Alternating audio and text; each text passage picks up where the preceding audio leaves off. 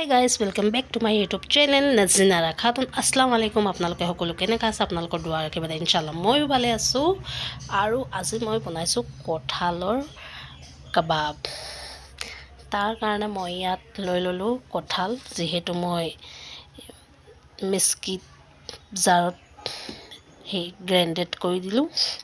তাৰ পৰা ইয়াত আছে মই 2টা পিঁয়াজ, এটা জলকীয়া কাটি লৈছোঁ। ইয়াত অকণমান আধা চামুচ ক'লা নিমখ, এইফালে আদা নহৰু, এইফালে সকলো মছলাখিনি। এতিয়া মই আজি কঁঠালৰ কাবাবটো বনাম। তেনেহ'লে আপোনালোকে এনেকুৱা ঘৰত কেতিয়াও বনাই পাইছে নেকি কঁঠালৰ কাবাব? মই আজি ফাৰ্ষ্ট টাইম বনাইছোঁ।